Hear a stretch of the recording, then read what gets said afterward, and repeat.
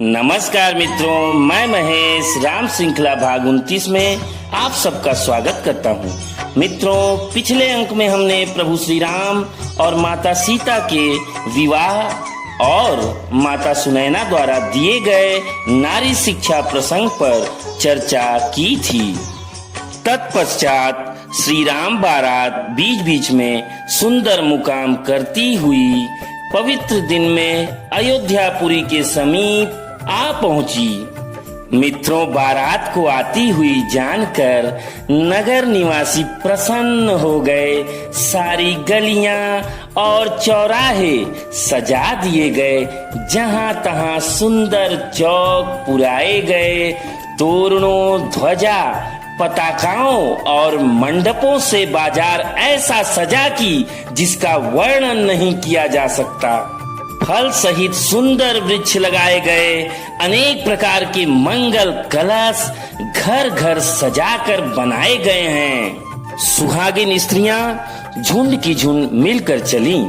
सभी सुंदर मंगल द्रव्य एवं आरती सजाए हुए गा रही हैं। मानो सरस्वती जी ही बहुत से वेश धारण किए गा रही हों।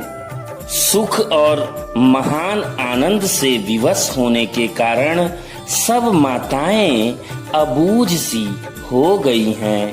उन्हें सुझा ही नहीं रहा कि क्या करें। उनके चरण स्थिर हो गए हैं। फिर वहां उपस्थित स्त्रियों ने माताओं को परछन के लिए तैयार किया।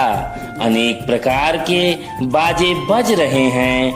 प्रवेश का समय जानकर गुरु वशिष्ठ की आज्ञा से महाराज दशरथ ने शिव जी, पार्वती जी और गणेश जी का स्मरण करके नगर में प्रवेश किया और राजद्वार पर आ पहुँचे। माताएं आनंदित होकर बहुओं सहित कुमारों का परछन कर रही हैं। उस प्रेम और आनंद को कौन कह सकता है। बहुओं सहित चारों पुत्रों को देखकर माताएं आनंद में मग्न हो गईं। वशिष्ठ जी ने जो आज्ञा दी उसे लोक और वेद की विधि के अनुसार राजा ने आदर पूर्वक किया। फिर विनय कीन्ही उर अति अनुरागे, सुत संपदा राखी सब आगे। नेगु मागी मुनि नायक लीन्हा, आशीर्वाद बहुत विधि दीन्हा। राजा ने अत्यंत प्रेम पूर्ण हृदय से पुत्रों को और सारी संपत्ति को सामने रखकर उन्हें स्वीकार करने के लिए विनती की, परंतु मुनिराज ने पुरोहित के नाते केवल अपना नेग मांगा और बहुत तरह से आशीर्वाद दिया। मित्रों, कितना सुंदर प्रसंग है। एक तरफ तो राजा ने अपना सर्वस्व गुरु के चरणों में समर्पित कर दिया। यह उनके गुरु के प्रति समर्पण की पराकाष्ठा है।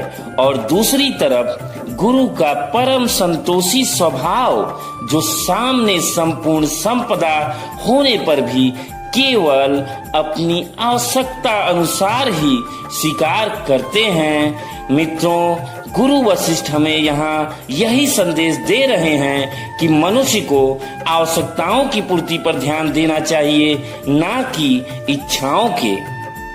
इस तरह अयोध्या नगरी में नित्य ही मंगल, आनंद और उत्सव होते रहे। राज परिवार और सारी प्रजा के दिन सुख, शांति और आनंद से बीतने लगे। विश्वामित्र जी नित्य ही चलना चाहते हैं, पर रामचंद्र जी के स्नेह और विनयवश जा नहीं पाते। अंत में जब विश्वामित्र जी ने जाने का ठान लिया, तब राजा प्रेम मग्न हो गए और पुत्रों सहित आगे खड़े होकर बोले, नाथ सकल संपदा तुम्हारी, मैं सेवक समेत सुत नारी। हे नाथ, यह सारी संपदा आपकी है, मैं तो स्त्री पुत्रों सहित आपका सेवक हूँ। करब सदा लरिकन पर छोहू, दर्शन देत रहब मुनि मोहू। अस कही राव सहित सुत रानी, परे उचरन मुख आवन बानी। हे मुनि, लड़कों पर सदा स्नेह करते रहिएगा और मुझे भी दर्शन देते रहिएगा। ऐसा कहकर पुत्रों और रानियों सहित राजा दशरथ विश्वामित्र जी के चरणों पर गिर पड़े। प्रेम विहल हो जाने के कारण उनके मुंह से शब्द नहीं निकल रहे। उस क्षण के प्रीति का वर्णन नहीं किया जा सकता, जिन विश्वामित्र के सानिध्य और आशीर्वाद से उनके घर में खुशियां और उत्सव डेरा डाले हुए हैं, उन्हें राज परिवार छोड़ नहीं पा रहा। विश्वामित्र जी ने सभी को बहुत प्रकार से ढांढस बंधाया और सभी को अपनी शुभ आशीष देकर चल पड़े। इस तरह से आए ब्याहि राम घर जब ते, बसई आनंद अवध सब तब ते। जब से श्री रामचंद्र जी विवाह करके घर आए, तब से सब प्रकार का आनंद अयोध्या में आकर बसने लगा। तुलसीदास जी कहते हैं, सिय रघुबीर विबाहु जे, सब प्रेम गावहीं सुनहीं। तिन कहूँ सदा उछाहू, मंगलायतन राम जसु। श्री सीता जी और श्री रघुनाथ जी के विवाह प्रसंग को जो लोग प्रेम पूर्वक गाएंगे सुनेंगे, उनके लिए सदा आनंद ही आनंद है, क्योंकि श्री रामचंद्र जी का यश मंगल का धाम है। बोलो सियावर रामचंद्र की जय। मित्रों, इस तरह से बालकांड का अध्याय समाप्त होता है और अगले अंक से हम अयोध्या कांड में प्रवेश करेंगे। मित्रों, अयोध्या कांड बहुत ही महत्वपूर्ण कांड है रामायण का, और जिसमें तुलसीदास जी ने इतने मार्मिक तरीके से व्याख्या की है कि जिसे सुनकर दिव्य आनंद की अनुभूति होती है और काफी हमें उससे शिक्षा भी मिलती है। तो मित्रों, अयोध्या कांड में हम देखेंगे किस तरह से भाइयों का प्रेम, ऐसा प्रेम जो आज हमारे समाज से लुप्त होता जा रहा है और जिसकी की आज हमारे समाज में नितांत आवश्यकता है, देखने को मिलता है। तो मित्रों, इसे छोड़िएगा नहीं, मेरे सारे अंकों को देखिएगा, निश्चित रूप से आप लोगों को अच्छा लगेगा, यह मेरा पूरा विश्वास है और मैं ऐसी पूरी कोशिश करूंगा।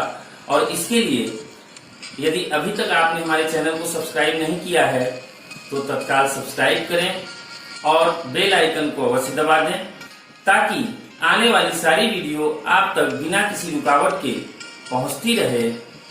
और यदि वीडियो पसंद आए तो दोस्तों से शेयर करना ना भूलें। इसी के साथ मैं अपनी वाणी को विराम देता हूँ। फिर मिलेंगे। नमस्कार। जय श्री राम।